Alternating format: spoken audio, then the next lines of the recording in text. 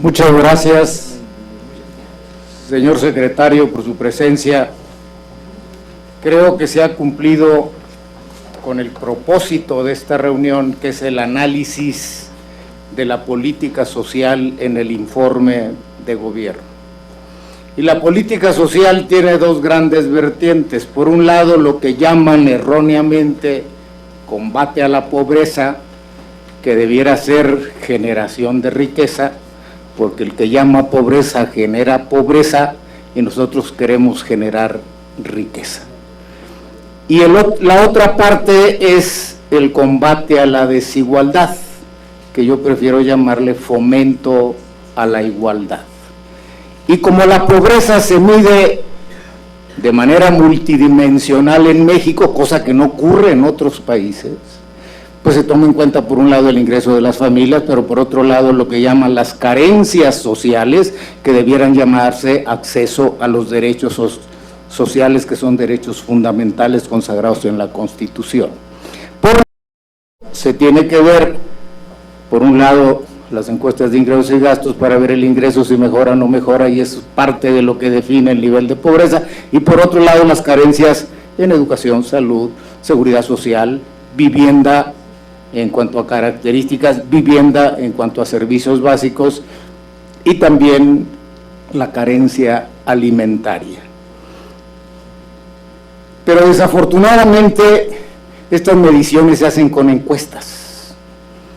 Y que nos digan que hay 55 millones de pobres, pues la primera pregunta es: ¿y dónde están? ¿Quiénes son? ¿Cuál es la principal carencia? ¿Cómo les ayudamos? ¿A dónde vamos? Y eso no se resuelve con encuestas, se necesitan censos. Y antes hacíamos censos. La Secretaría de Desarrollo Social tiene estructura para hacer censos. El problema con tener encuestas es que se da algo que nos critica mucho la OCDE.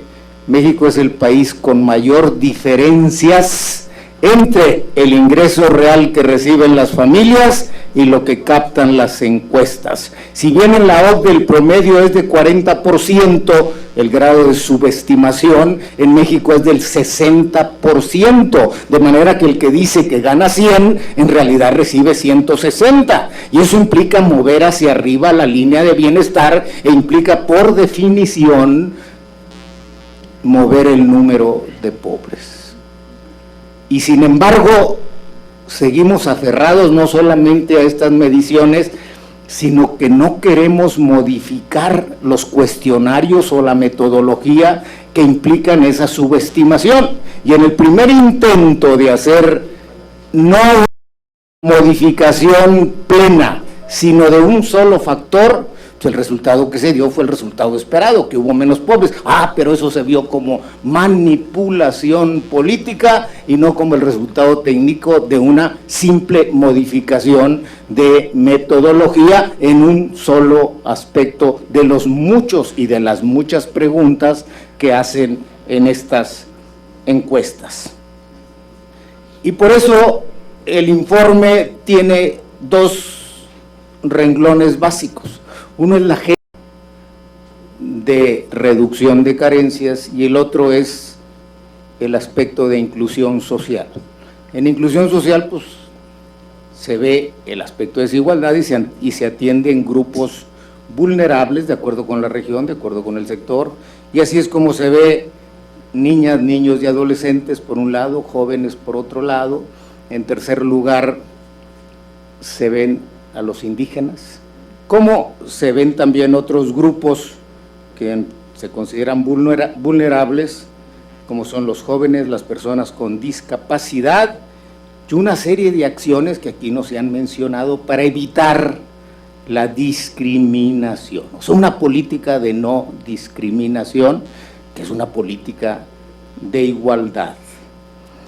Sin embargo, todo esto lo ve el propio informe en una visión de largo plazo, y en una visión de largo plazo quiere decir no perdernos en la coyuntura y estarle dando tanto énfasis como se le dio aquí a los recortes presupuestales, olvidándonos de que nosotros mismos modificamos la ley de presupuesto y responsabilidad hacendaria para tener política contracíclica y ver el problema de los ajustes presupuestales de la deuda en un plan de mediano y largo plazo. Y también pedimos mayor eficiencia en el gasto y por lo tanto se instrumentó a partir del año pasado el PBC, es decir, el presupuesto base cero. Y el presupuesto base cero lo que hace es ver qué programas se repiten y reducir programas, ver qué programas tienen suficiencia de fondos y ya no añadirles fondos por la mera práctica inercial. O sea, el PBC es la antítesis de la inercia y sin embargo seguimos analizando el presupuesto por inercia y comparamos cuánto se dio en el año anterior y cuánto se va a dar en este año y en función de eso dicen, pero ¿cómo puede ser prioridad la política social si se le están reduciendo los ingresos? Pues si nosotros mismos pedimos mayor eficiencia. ¿Y qué pasa con el fondo para seguro de jefas de familia? Como tenía suficiencia de fondos, y este es un fondo que pues, se calcula con matemáticas actuariales, el hecho de que tenga cero aumento en el fondo no quiere decir que no se atiendan a las jefas de familia. Y los adultos mayores que también tienen una característica de administración de fondos, el hecho de que no haya más recursos no quiere decir que no se atiendan a los adultos mayores, de manera que no recursos o recursos reducidos tampoco quiere decir que se abandone la política social. ¿Por qué hay un menor presupuesto para seguro popular? Pues porque hay 2 millones de gentes con empleo que ya no están en seguro popular, sino que pasan al seguro social, al ISSSTE y a la seguridad institucionalizada. Por lo tanto, si por un lado pedimos eficiencia en el gasto y pedimos un método más eficiente como es el presupuesto base cero, pues lógico es que tengamos que hacer el análisis de los cambios presupuestales en función de esta misma petición nuestra. Y por eso, en función de este esquema de largo plazo, que implica, entre otras cosas, pues atender los mercados financieros internacionales, porque vivimos en un mundo globalizado, y como no queremos poner en riesgo la política social de largo plazo, pues tendremos que hacer ajustes ahorita que de no hacerlos, sí ponen en riesgo la política social de largo plazo. Y en ese contexto me gustaría preguntarle, a manera de botón de muestra, se habla de una reducción de 386 millones de pesos en pensión para adultos mayores.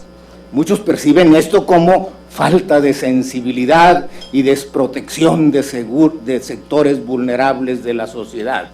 Pero en concreto, ¿a cuántos adultos mayores se estaría perjudicando con el recorte proyectado?